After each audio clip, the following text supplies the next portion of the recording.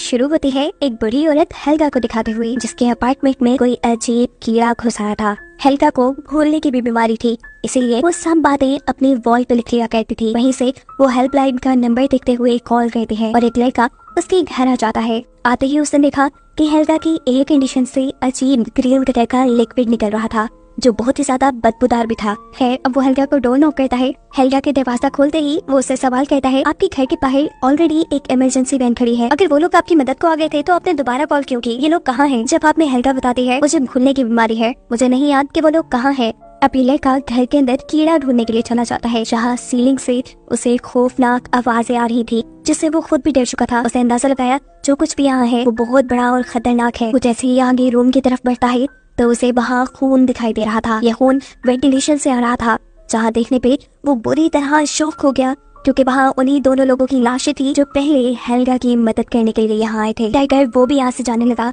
और जैसे ही पीछे मुड़ा तो उसके सामने था एक जाइंट, बहुत ही बड़ा स्पाइडर, जो उसके कुछ सोचने से पहले ही उसके ऊपर हमला कर देता है, जिसके बाद वो उसे भी घसीटते हुए वेंटिलेशन में ले जा चुका था। ये सब बाहर खड़ी हेल्गा भी डर गई, इसीलिए दूसरे रूम में आ गई। अब क्योंकि उसे भूलने की बीमारी थी, इसीलिए यहाँ आते ही उसे सब भूल गया। बेफिक्र होकर उसने टीवी ऑन करके टीवी देखना शुरू कर दिया, पर दोबारा उसे स्पाइडर की आवाजें जब डराने लगी तो तीसरी मर्तबा उसने हेल्पलाइन को कॉल मिला दी, जिसके बाद सीन यही से कट हो गया। पर अब हमें 4 दिन पहले की स्टोरी दिखाई जाएगी कि आखिर ये शुरू कैसे हुआ। तो असल में आज से 4 दिन पहले स्पेस से आने वाला एक मेटियोर हेल्गा के अपार्टमेंट से टकरा गया था। हेल्गा के साथ वाले अपार्टमेंट में उसकी पोती शार्लेट अपनी मॉम और अपने स्टेप डैड के साथ रहती थी, और अक्सर ही वेंटिलेशन पाइप के जरिए वो अपनी ग्रैंड माँ के घर आ जाती थी, क्योंकि यहाँ उसका काफी सामान रखा था। और आज जब वो अपने ट्रायल्स लेने के लिए यहाँ आई, तब उसने यहाँ पे वो मेट्रॉइड देखा, जिस मेट्रॉइड के ऊपर एक अजीब सा स्पाइडर था। ये स्पाइडर शार्लेट को बहुत अच्छा लगा, इसीलिए उसने इस स्पाइडर को एक जार में बंद कर लिया और फिर अपने घर आ गई। शार्लेट के डैड एक कॉमिक राइटर थे। अक्सर ही शार्लेट उनकी कॉमिक स्टोरीज लिखने में उनकी मदद करती थी। आज भी जब वो अपनी कॉमिक के लिए स्केचेस बना रहे होते हैं तो शार्लेट उनके पास आ जाती है। वो यहाँ उनकी कॉमिक कैरेक्टर की आंखों में रेड कलर करते हुए कहती है कि अगर आप अपने कॉमिक को इवल बनाए तो ये ज्यादा बिकेंगे। इनकी इन्हीं बातों के दौरान हमें पता चलता है कि शार्लेट के स्टेप डैड तो उससे बहुत प्यार करते हैं, लेकिन शार्लेट आज तक उन्हें अपने डैड की जगह नहीं दे पाई। शार्लेट की मॉम अक्सर ही शार्लेट की ग्रैंड माँ यानी हेल्गा के घर जाकर उनका ख्याल रखा करती थी, क्योंकि बेशक शार्लेट के डैड ने उन्हें धोखा दिया था, लेकिन शार्लेट की ग्रैंड माँ ने नहीं। वो तो आज तक उनसे बहुत प्यार करती थी। यहाँ तक कि शार्लेट के डैड ने तो अपनी मॉम यानी शार्लेट की ग्रैंड माँ को भी धोखा दिया था, जिसके चलते उनकी दिमागी हालत इतनी खराब हो गई कि वो सब कुछ भूलने लगी। खैर, अब हमें दिखाया जाता है कि शार्लेट उस स्पाइडर को गौर से देख रही थी, तभी उसके पास एक बग आ जाता है। शार्लेट अपने हाथ से उस बग को मार देती है और इस बग को देखते ही वो स्पाइडर शोर करने लगता है। शार्लेट को लगा कि शायद ये स्पाइडर भूखा है। अब वो अपने मरे हुए बग को स्पाइडर को खिला देती है, जिसे स्पाइडर एक ही बार में देखते हुए शार्लेट हैरान रह गई थी कि कैसे एक स्पाइडर इतने बड़े बग को एक ही बार में खा सकता है। और यही देखने के लिए वो यहाँ आने वाले एक और बग को भी मार के इस स्पाइडर को खिला देती है। और शार्लेट अब ये देखकर हैरान थी कि कैसे ये स्पाइडर किसी भी चीज को खाकर एकदम से अपना साइज बढ़ा रहा था। इतनी देर में शार्लेट के स्टेप डैड, जो अपनी कॉमिक स्टोरी लिख रहे थे, उन्हें कुछ कंफ्यूजन हो जाती है। वो शार्लेट से हेल्प लेने के लिए जब उसके रूम में आते हैं तो उनकी नजर पड़ती है उसी जार पे जिसमें स्पाइडर रखा था। शार्लेट इस टाइम शायद वॉशरूम में थी, इसीलिए वो स्पाइडर को गौर से देखते रहे। और जैसे ही शार्लेट अंदर आई तो उन्होंने शार्लेट को बताया, मैं तुम्हारी मदद लेने के लिए आया हूँ अपनी स्टोरी के लिए। शार्लेट कहती है, फिक्र न करें, मैं आपकी मदद जरूर करूंगी, लेकिन अभी मुझे सोना है। जिसके बाद उसके डैड उसके रूम से चले जाते हैं और ये लोग सो जाते हैं। रात में स्पाइडर हिलजुल करने लगा, शायद उसे भूख लग रही थी, और जितना उसने खाना खाया था उतना उसके लिए काफी नहीं था। बड़ा शिकार ढूंढने के लिए ये स्पाइडर इस जार से निकल जाता है। वेंटिलेशन पाइप से होता हुआ वो एक दूसरे अपार्टमेंट में चला गया, जो शार्लेट की स्टेप डैड की मॉम का था, यानी शार्लेट की सेकंड ग्रैंड माँ। ये स्पाइडर शार्लेट की सेकंड ग्रैंड मॉम के पैरेट के ऊपर हमला कर देता है। सुबह होने पर जब ग्रैंड मॉम ने उसे देखा तो उन्होंने जोर से चीख लगाई, जिसे सुनते हुए शार्लेट के डैड उनके घर पहुंचे और वहाँ जाकर उन्होंने देखा कि किसी ने उनके पैरेट को बहुत बुरे तरीके से मारा था, यहाँ तक कि उसकी हालत भी देखने के काबिल नहीं छोड़ी थी।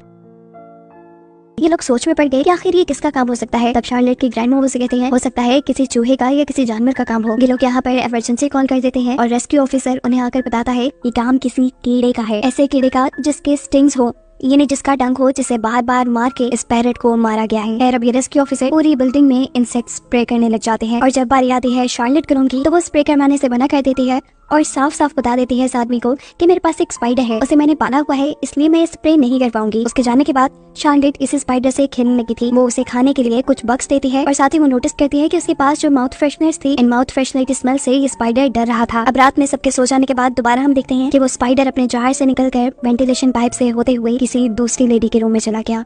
स्पाइडर को देखते हुए उस लेडी का डॉग भौंकने लगा था। वो अपने डॉग को वहाँ से साइड पे करती है और अपनी फैमिली की फोटो उठा लेती है। अभी फोटो देख ही रही थी कि उसके ऊपर स्पाइडर आके गिरता है, जिसे देखते ही वो डर गई। ये स्पाइडर अचानक उसके मुंह पे हमला कर चुका था। उसके मुंह से अब खून आ रहा था, जिसे मिरर में देखते हुए वो और भी ज्यादा डर गई। एकदम से स्पाइडर अब उसके मुंह में चला गया। मुंह में जाने के बाद उसने इस लड़की के सारे इंटरनल ऑर्गन्स काट खाए और ऐसे वो मर गई। सुबह होने पर हम देखते हैं कि शार्लेट अपने मॉम से अपने नेबर्स के घर जाने की परमिशन ले रही थी, क्योंकि इनके घर के पास एक ऐसा आदमी रहता दर्ज करता था। शार्लेट उसे अपना स्पाइडर दिखाती है और कहती है कि मुझे इसके बारे में कुछ इन्फॉर्मेशन चाहिए। स्पाइडर को देखते हुए यह आदमी शार्लेट से कहता है, शार्लेट मुझे लगता है ये कोई स्पाइडर नहीं है, ये कोई और ही चीज है, क्योंकि स्पाइडर को इतना बड़ा होने में बहुत सारा टाइम लग जाता है और ये तो घंटों में अपना साइज बढ़ा रहा है। वो शार्लेट से कहता है कि मैं इस इंसेक्ट के ऊपर रिसर्च करना चाहता हूँ, क्या तुम मुझे ये दोगी? शार्लेट उसे अपना स्पाइडर दे गई और उस पर रिसर्च करने के बाद उसे पता चला कि ये एक इंतहाई खतरनाक किस्म का स्पाइडर था जो किसी इंसान तक को मार सकता था। शार्लेट अपने घर आ चुकी थी, जहाँ पर उसके मॉम और डैड बातें कर रहे थे। अचानक उन्हें वेंटिलेशन में से किसी की आवाज आई। वो देखते हैं कि वहाँ पर उसी लेडी का डॉग है जो उनके घर के साथ रहती है। शार्लेट के डैड इस डॉग को उठाकर उस लेडी को घर पे वापस देने के लिए जाते हैं, लेकिन बहुत बार नॉक करने पे भी जब वो लेडी दरवाजा नहीं खोलती तो शार्लेट के डैड को इमरजेंसी की से वो डोर खोलना पड़ता है। वो डॉग को अंदर भेज देता है, लेकिन अंदर जाते ही डॉग जोर जोर से भौंकने लगा। वहाँ खून के निशान भी थे, जो देखकर शार्लेट के डैड भी डर गए। वो अंदर जाकर देखते हैं तो वहाँ उन्हें उस लेडी की लाश मिलती है, जिस देखते ही वो पुलिस को कॉल कर देते हैं। पुलिस बताती है कि इस औरत की मौत के पीछे किसी भी इंसान का हाथ नहीं है और ये सुनकर सभी बिल्डिंग के लोग डर गए, क्योंकि पहले बिल्डिंग में जानवर मर रहे थे और अब इंसान भी मरने लगे थे। इन सारी मौत के पीछे कौन था कोई भी नहीं जानता था। अब शार्लेट के नेबर शार्लेट के डैड को अपने घर बुलाता है और उन्हें बताता है कि शार्लेट के पास जो स्पाइडर है वो बहुत ही ज्यादा जहरीला है, प्लीज तुम शार्लेट को समझाओ कि स्पाइडर को कहीं दूर छोड़ाए या फिर मार दे। ये सुनकर शार्लेट के डैड भी हैरान हो गए। वो इस आदमी से पूछते हैं कि क्या ये स्पाइडर किसी इंसान को मार सकता है, और जवाब में जब यह आदमी हाँ बोलता है तो अब शार्लेट के डैड भी डर गए। वो घर जाके शार्लेट को डांटते हैं और कहते हैं क्या तुम नहीं जानती वो कितना खतरनाक है, वो इंसानों को भी मार सकता है, तुम इसे घर पे नहीं रख सकती। शार्लेट इस चीज का जवाब बहुत ही बदतमीजी से देती है और कहती है आप मेरे डैड नहीं, आप मुझे डांट नहीं सकते और कोई डिस्ट्रिक्शन जानती हो, ये स्पाइडर अच्छा है और इसे मैं अपने पास रखूंगी, ये मेरा फैसला है। सीन कट होकर हमें रात का सीन दिखाया जाता है। शार्लेट ने जिस आदमी के घर उस स्पाइडर को रखवाया था, उस आदमी के सभी जानवरों को ये स्पाइडर खा चुका था, जिसके बाद अब वो वेंटिलेशन में आ चुका था। शार्लेट अपनी मरी हुई नेबर के डॉग को अपने घर पे ले आई थी। ये डॉग अब वेंटिलेशन को देखकर जोर जोर से भौंकना शुरू कर देता है, जैसे उसे पता हो कि इस वेंटिलेशन में कोई खतरा है। सीन कट होकर हमें शार्लेट की सेकंड ग्रैंड मॉम का घर दिखाया जाता है, जहाँ उन्हें अपनी बिल्ली नहीं मिल रही। वो उसे बहुत ढूंढती हैं और अचानक उन्हें अपनी बिल्ली की आवाज वेंटिलेशन में से आती है। वो वेंटिलेशन में जब उसे लेने के लिए गई तो यहाँ मौजूद बग अचानक ही उनके ऊपर हमला कर देता है। वो उन्हें बुरी तरह जख्मी कर चुका था कि अब वो लेडी किसी को मदद के लिए आवाज भी नहीं दे पा रही थी। ये समझ लें कि वो अपनी आखिरी सांसें गिनने लगी। या शार्लेट के घर पे शार्लेट के मॉम डैड दोनों ही लड़ रहे थे। शार्लेट को ये चीजें बिल्कुल पसंद नहीं थी, इसलिए वो अपने भाई को वहाँ से उठाती है और अपने रूम में ले जाती है। साथ ही साथ उसने अपने कानों पे हेडफोन भी लगा लिए ताकि वो अपने मॉम डैड की लड़ाई न सुन सके। यहाँ इनकी लड़ाई के दौरान ही वेंटिलेशन पाइप से वो बड़ा हुआ स्पाइडर अब इनके रूम में आ चुका था, जो शार्लेट के मॉम और डैड दोनों के ऊपर ही हमला कर लेता है। यहाँ शार्लेट जो अपने कमरे में थी, उसे जब काफी देर तक अपने मॉम डैड की कोई आवाज नहीं आई तो वो चेक करने के लिए बाहर गई। बाहर उसे अपने मॉम डैड नहीं मिले, बल्कि उनकी जगह मिला बहुत सारा खून, जिसे देखते हुए वो समझ गई कि सारा काम उसके स्पाइडर का है। उसे समझ आ गई कि अगर उसे अपने मॉम डैड को बचाना है तो ये बात वो पहले से ही जानती थी कि माउथ फ्रेशनर टैबलेट से वो स्पाइडर डरता था और इन्हीं का यूज करते हुए वो अब उस स्पाइडर को मारने का प्लान करती है। और इससे पहले कि अभी वो ऐसा कुछ कर पाती, स्पाइडर उसकी आंखों के सामने उसके भाई को, उस छोटे से बच्चे को भी उठा कर ले जाता है। अब अपनी पूरी फैमिली को बचाने के लिए शार्लेट बहुत सी माउथ फ्रेशनर टैबलेट्स को पानी में मिक्स करते हुए उन्हें अपनी वाटर गन में फिल कर लेती है, जिसके बाद वो वेंटिलेशन में चली जाती है, क्योंकि उसे पता था कि सभी को इस स्पाइडर ने वेंटिलेशन में जाके मारा है। यहाँ वेंटिलेशन के अंदर जैसे ही शार्लेट के डैड की आंखें खुली तो उसने अपने आप को अजीब से वेब में बंधा पाया। उसके सामने उसकी मॉम भी थी, उसका बेटा और वाइफ भी,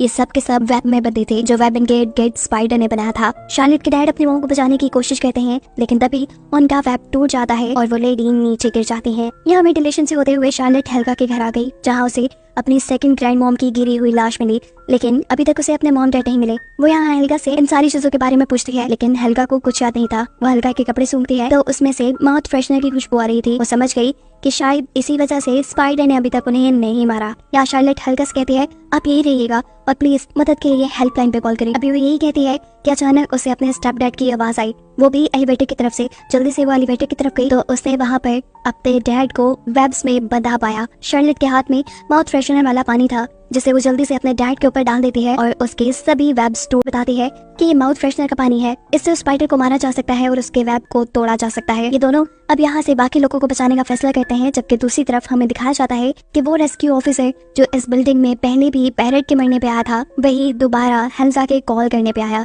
ये वही सीन है जो हमने मूवी के स्टार्ट में देखा। आते ही उसे एयर कंडीशन के अंदर ग्रीन कलर का बदबूदार लिक्विड दिखा और उसके बाद वो हेल्गा के घर में आ गया। हेल्गा के घर के अंदर आने पर वो स्पाइडर इस रेस्क्यू ऑफिसर के ऊपर हमला कर देता है, जिसकी चीखें सुनते हुए यहाँ पर शार्लेट और उसके डैड आ जाते हैं। ये दोनों भी स्पाइडर के हमले से बहुत ज्यादा जख्मी थे।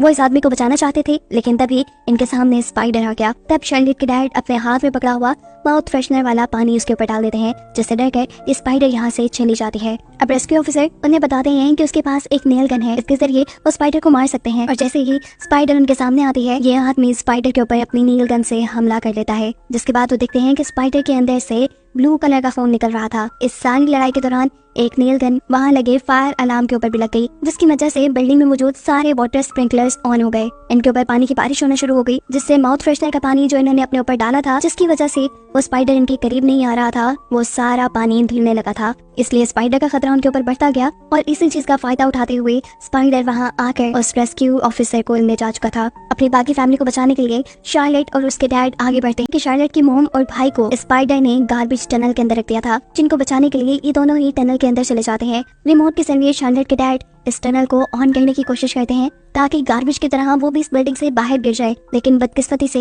ये काम नहीं कर रही थी। वो बाहर निकलकर इसकी वायर को जोड़ने की कोशिश करते हैं, जो जोड़ते हुए उन्हें बुरी तरह करंट लग चुका था और वो यहाँ गिर गए। ऐसा लग रहा था कि वो मर गए। इससे पहले कि शार्लेट अपने डैड के लिए कुछ करती, वो देखते हैं कि स्पाइडर उनके बहुत करीब आ गया। बिना वक्त जाए कि वो इस टनल का बटन दबा चुकी थी। किस्मत से ये अब काम कर रहा था। टनल का दरवाजा ठीक उसी वक्त बंद होता है जब स्पाइडर वहाँ आया और उस दरवाजे के नीचे आकर वो मर गया। इन लोगों की जान फाइनली अब स्पाइडर से बच गई थी। ये लोग टनल से निकलकर अब शार्लेट के डैड के पास आते हैं और देखते हैं कि शार्लेट के डैड सिर्फ बेहोश थे। इनके होश दिलाने पे वो होश में भी आ गए और ये देखकर सभी बहुत खुश हुए। शार्लेट यहाँ पहली मर्तबा उसे अपना डैड कह के पुकारती है, जो सुनकर शार्लेट के डैड हैरान थे। ये सब इमोशनल हो जाते हैं और एक दूसरे से गले लग जाते हैं। इन्हें लग रहा था कि अब सारी प्रॉब्लम्स खत्म हो गई, अब इनके आगे की लाइफ ठीक गुजरेगी, लेकिन ये लोग गलत थे। मूवी के आखिरी सीन में हमें वेंटिलेशन के अंदर बहुत से स्पाइडर के एग्स दिखाए जाते हैं, जिसका मतलब है कि खतरा पूरी तरह अभी टला नहीं। आगे क्या होने वाला था ये कोई नहीं जानता था। इसी खतरनाक और मिस्टीरियस एंडिंग के साथ ये कहानी यही